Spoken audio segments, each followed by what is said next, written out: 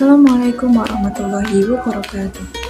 Perkenalkan, nama saya Ayusa Putri dari Program Studi Pendidikan Bahasa Arab, Fakultas Tarbiyah dan Ilmu Keguruan Institut Agama Islam Negeri Palangkaraya. NIM 2311150031.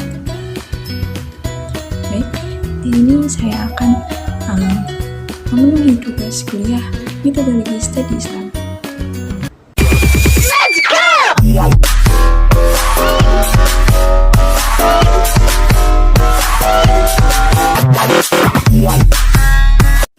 Baik teman-teman, di sini kita akan bahas 5 poin metodologi studi Islam. Yang pertama yaitu tentang apa sih itu epistemologi Islam beserta contoh-contohnya.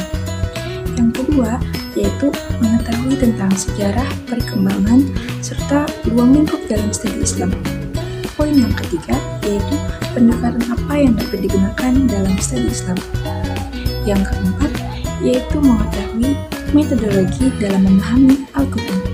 Poin yang kelima yaitu mengetahui metodologi dalam memahami hadis.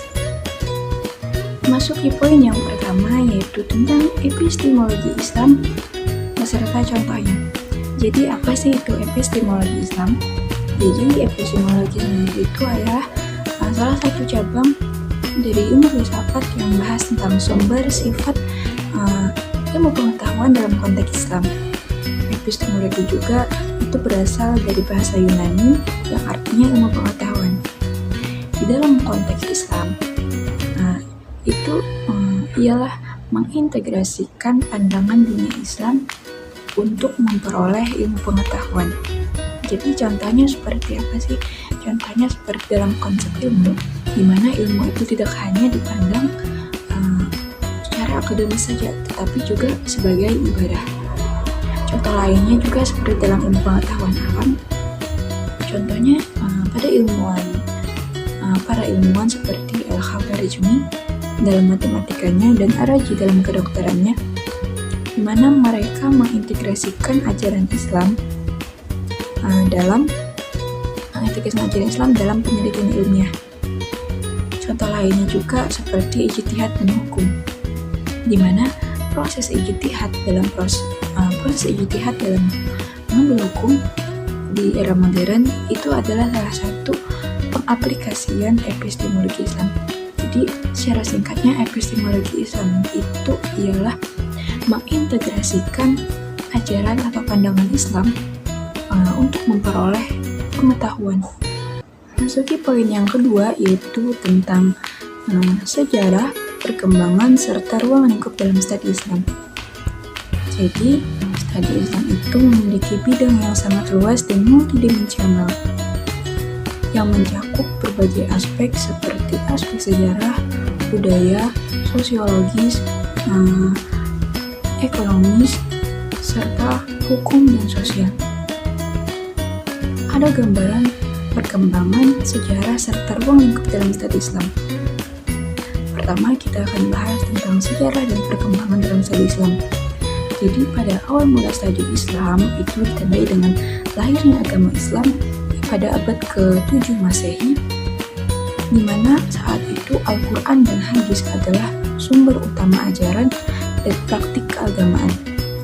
Lalu selanjutnya masuk pada era klasik, yaitu dimulai pada abad ke-8 Masehi hingga ke abad ke-14 Masehi, di mana setelah penyebaran dan penaklukan itu muncul pusat-pusat pendidikan seperti Mekah, Madinah, lalu muncul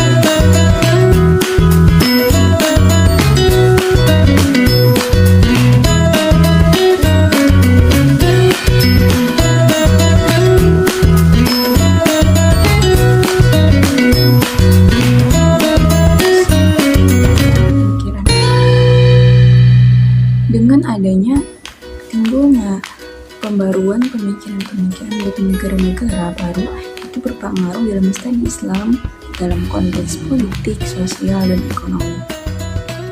Lalu bahasan selanjutnya yaitu tentang apa sih ruang lingkup dalam studi Islam. Jadi ruang lingkup dari studi Islam itu banyak teman-teman. Contohnya seperti akidah, atau seperti fikih, penafsiran, literasi, terus pemikiran-pemikiran sejarah. Nah itu semua termasuk ke dalam ruang lingkup studi Islam. Jadi sejarah, perkembangan, dan ruang lingkup studi Islam itu perlu kita ketahui untuk kita mengetahui bagaimana pada saat itu banyaknya pemikiran-pemikiran tentang pemahaman ilmu pengetahuan. Lalu memasuki poin yang ketiga yaitu pendekatan-pendekatan apa saja sih yang dapat dilakukan dalam studi Islam. Jadi ada beberapa pendekatan yang dapat kita lakukan, yaitu seperti pendekatan historis, teologis, pendekatan hukum atau fikih, pendekatan sosiologis, antropologis, komparatif, modern, dan kontemporer. Jadi gimana sih contoh pendekatan-pendekatan tersebut? Pertama, contohnya seperti pendekatan historis, di mana pendekatan historis itu berkaitan dengan sejarah-sejarah tentang studi Islam. Kita akan mempelajari tentang studi Islam di mana kita mengetahui bagaimana pemikiran-pemikiran pengetahuan pada zaman dulu. Contohnya seperti kita dalam mempelajari sejarah, mempelajari tentang bagaimana dalam pemikiran Islam. Itu salah satu pendekatan dalam pendekatan historis. Lalu selanjutnya contohnya ada pendekatan secara teologis. Pendekatan secara teologis ini contohnya itu seperti kepada keyakinan kita. Jadi keyakinan, akidah. Bagaimana cara pendekatannya? Mungkin kita dapat melakukan pendekatan dengan mempelajari tauhid, akidah tauhid seperti itu. Itu contoh pendekatan secara teologis. Selanjutnya yaitu bisa dilakukan dengan pendekatan hukum atau bisa juga disebut fikih. Jadi kita mempelajari hukum-hukum dalam pengetahuan. Dengan kita mempelajari hukum-hukum, kita dapat mengetahui, dapat mendefatkan bagaimana sih hukum-hukum dalam studi Islam. Cara pendekatannya seperti belajar fikih-fikih tentang mazhab Imam Syafi'i atau mazhab Imam Hambali, Imam Hanafi atau sebagainya. Itu contoh dari pendekatan secara hukum atau fikih. Lalu selanjutnya ada pendekatan secara sosiologis. Pendekatan secara sosiologis otomatis itu secara sosial. Jadi kita belajar pendekatan tentang sosial, baik itu masyarakat ataupun sekitarnya.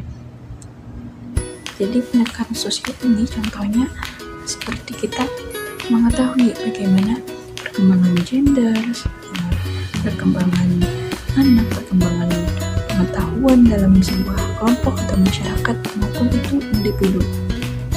Itu contoh dari pendekatan secara sosiologis, artinya secara sosial, secara luas. Lalu ada juga pendekatan antropologis.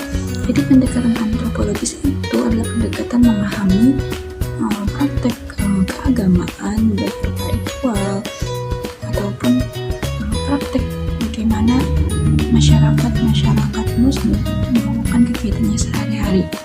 Contohnya seperti studi lapangan dalam praktik ibadah dalam masyarakat. Itu contoh pendekatan antropologis. Lalu ada juga pendekatan komparatif. Nah, pendekatan komparatif itu seperti membandingkan ajaran tentang perbedaan-perbedaan dalam studi Islam. Itu contoh dari pendekatan komparatif. Ada juga pendekatan modern atau kontemporer. Pendekatan modern dan kontemporer, di mana pendekatan modern dan kontemporer itu adalah lebih ke isu-isu kontemporer, di mana bagaimana cara masyarakat Islam itu menyikapi isu-isu yang beredar. Contohnya seperti bagaimana sih menangani atau menyikapi isu-isu seperti hak-hak perempuan, isu tentang teknologi, ataupun isu tentang ajaran studi-studi Islam. Nah, itu contoh dari pendekatan-pendekatan yang dapat kita ambil, yang dapat kita gunakan dalam studi Islam. Memasuki poin yang keempat, yaitu mengetahui metodologi memahami Al-Quran. Yang saya ketahui, metodologi memahami Al-Quran ialah di mana metodologi memahami Al-Quran ini ialah sebuah metode cara bagaimana cara kita menafsirkan teks Al-Quran atau memaknanya, di mana dengan kita mempelajari metodologi memahami Al-Quran ini dapat membuat kita menafsirkannya secara akurat. Ada beberapa elemen kunci dalam metodologi studi Islam. Contohnya dengan tafsir bil ma'sur atau tafsir secara tradisional. Di mana tafsir secara tradisional ini contohnya seperti kita menggunakan sumber-sumber yang sudah ada. Contohnya seperti perkataan-perkataan Rasulullah ataupun perkataan para sahabat tentang sebuah ayat-ayat Al-Quran. Contohnya mengacu seperti kita ingin mencari sebuah makna hadis, konteks hadis dalam suatu ayat tertentu. Nah, jadi itu pemahaman saya tentang bagaimana sih memahami atau bagaimana sih metodologi dalam memahami Al-Quran. Jadi kita bisa menggunakan dengan sumber-sumber yang sudah ada. Selanjutnya memasuki poin yang kelima, yaitu mengetahui metodologi memahami hadis. Jadi kurang lebih seperti metodologi memahami Al-Quran, hadis ini kan adalah sumber ajaran kedua setelah Al-Quran. Jadi metodologi memahami hadis ini ialah bagaimana kita cara menganalisis ataupun meneliti tentang hadis-hadis yang ada, dimana hadis-hadis ini kan banyak, ada yang hadis dhaif, ada yang hadis hasan, ada yang hadis palsu segala. Jadi di sini pentingnya belajar metodologi memahami Al-Quran menurut saya ialah kita dapat mengetahui bagaimana itu adalah hadis yang benar, mana hadis yang benar. Contohnya ada beberapa elemen kunci dalam metodologi memahami hadis, di mana kita bisa mengumpulkan atau mengklarifikasi hadis-hadis, di mana kita mengumpulkan dan mengelompokkan yang mana hadis sahih, yang mana hadis hasan, yang mana hadis dhaif. Itu kita kelompokkan agar kita bisa membedakan mana hadis yang dapat kita pakai, mana yang tidak. Contohnya kita dapat mengumpulkan hadis-hadis klasik seperti hadis Bukhari dan Muslim, yang mana itu sudah dianggap seperti hadis-hadis sahih. Jadi kita bisa memakai hadis-hadis tersebut. Jadi mungkin itu yang dapat saya sampaikan. Kurang dan lebihnya mohon maaf. Jika ada kekurangan mungkin yang bisa ditambahkan. Assalamualaikum warahmatullahi wabarakatuh.